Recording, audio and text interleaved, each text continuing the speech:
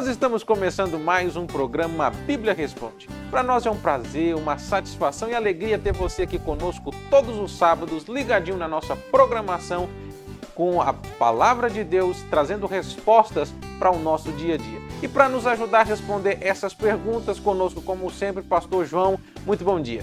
Graças a Deus, a você que está aí conosco, um bom dia, irmão Anderson, um bom dia com a paz do Senhor. Feliz, contente por esse tempo, não é? E feliz por tá vindo tantas perguntas a esse programa.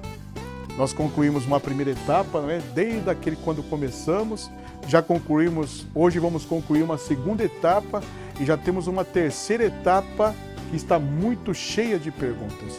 Isso é devido a você. Espero que essa programação esteja alcançando o seu coração e estas respostas também estejam lhe satisfazendo, porque aqui a Bíblia responde. E quando nós sempre fazemos, nós respondemos duas perguntas que vocês nos mandam aí de casa. E hoje nós vamos responder duas perguntas. E a primeira pergunta diz o seguinte: a Bíblia contém erros? Maravilha! A esta que fez esta pergunta, ou este que fez esta pergunta, Deus te abençoe. Um dia abençoado, uma manhã, não é, de bênção na tua vida. Eu quero iniciar essa resposta da seguinte forma. No todo, no geral, as Escrituras é verdadeira. Ela tem alguma divergência em alguns pontos. Sim, tem alguns pontos que são divergentes. Por isso, mas isto não contraria a verdade completa da Bíblia. A Bíblia é verdadeira. Aqui eu vou dar um exemplo. Um exemplo que eu presenciei. No ano de 2005, eu fui no dia 18 de janeiro de 2005, na Pinacoteca do Estado, aqui na cidade de São Paulo. A Pinacoteca fica bem próximo à Estação da Luz. Lá estava sendo exposto a exposição dos pergaminhos do Mar Morto. E interessante que fui a minha esposa e meu filho, ver esse documento que é chamado, não é, o legado para a humanidade. E de tudo que eles trouxeram lá e mostraram, utensílios, não é, parte das Escrituras, o que mais me surpreendeu foi o texto de Isaías. Isaías foi encontrado num rolo que tem 7 metros e 30 centímetros. Do capítulo 1 ao capítulo 33. E se colocar o Isaías, daquele escrito tão antigo, com esse que temos na mão, Anderson, você vai se surpreender. Por quê? Esta era a qualidade dos copistas. Os copistas, eles tinham temor a Deus. E eles eram diligentes na cópia. Então existe pouco rabisco, diferença mínima. Por exemplo, na questão do serafim, santo, santo, santo, é só 2 santos. Santo, santo. Mas isso estará naquele original, naquele texto. E nós, não é? Aí vemos santo, santo, santo. Mas isso não quer dizer erro. Quando você olha para a questão também dos cegos. É um cego? 2 em Mateus, 2 em Lucas. 2 na entrada, 2 na saída, 1 na entrada.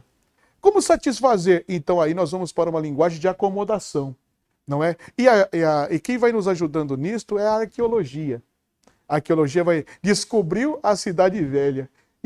E onde estava o cego Bartimeu? Na cidade nova. Então, saindo da velha e entrando na nova. Uma palavra de acomodação. A Bíblia contém erros, ela tem algumas divergências, mas isto não altera toda a sua verdade. E houve muita diligência dos copistas.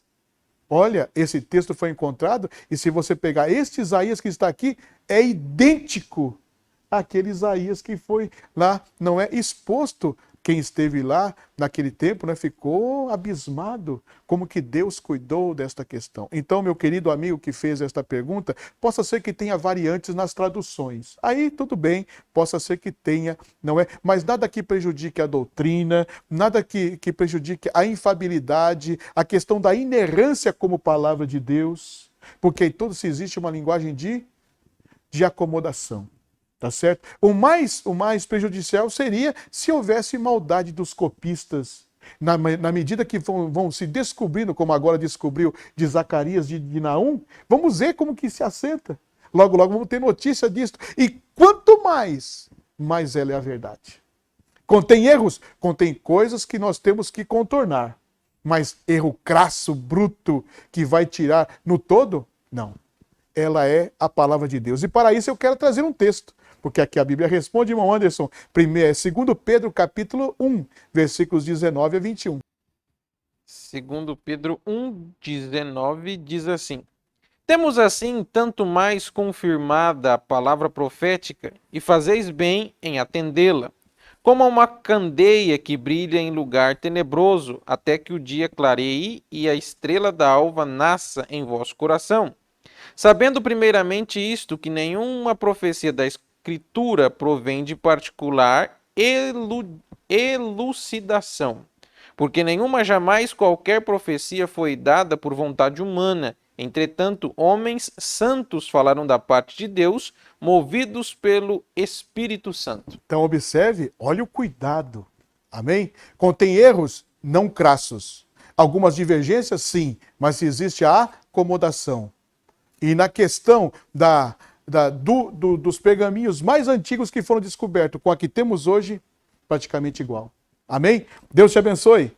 Em nome de Jesus, e esperamos outras perguntas. E nós vamos para a nossa segunda e última pergunta do nosso programa.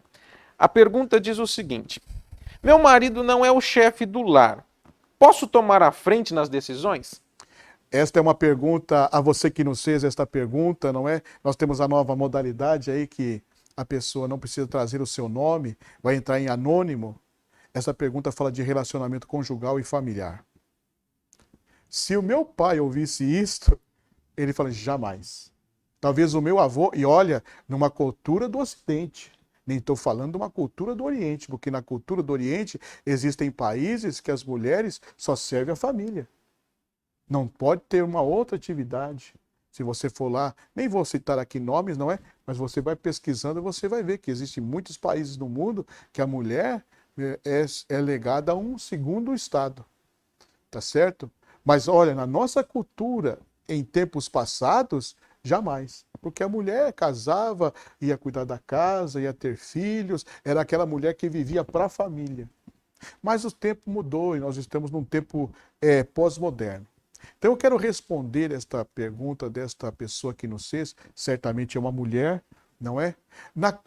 Nos escritos do Antigo Testamento. Quero fazê-lo no Antigo Testamento porque é mais antigo do que se possa imaginar. Tá certo? Segundo Reis. Segundo livro dos Reis, capítulo 4, versículos 8, 9 e o 14. Segundo Reis 4 diz assim: Certo dia passou Eliseu por Sunem, onde se achava uma mulher rica, a qual o constrangeu a comer pão. Daí, todas as vezes que passava por lá, entrava para comer.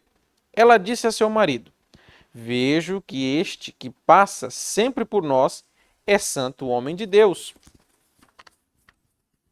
Versículo 14. Então disse o profeta: Que se há de fazer por ela?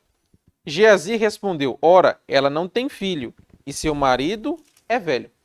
Então, vamos ver aqui, porque aqui não é guerra dos sexos. Aqui é encontrar um comum para viver. Tá certo? Esta questão de chefe já é uma questão que coloca a diferença. E eu penso que relacionamento hoje, estamos num pé de igualdade, cada um cumprindo o seu papel neste desenvolver do relacionamento. Respeito, consideração, amor, carinho, atenção, isso é fundamental. Agora, olhando para esse texto do Antigo Testamento, em um tempo tão antigo, de uma cultura tão antiga, vamos ver esta mulher. Se você vê o versículo 8, lê de novo o 8.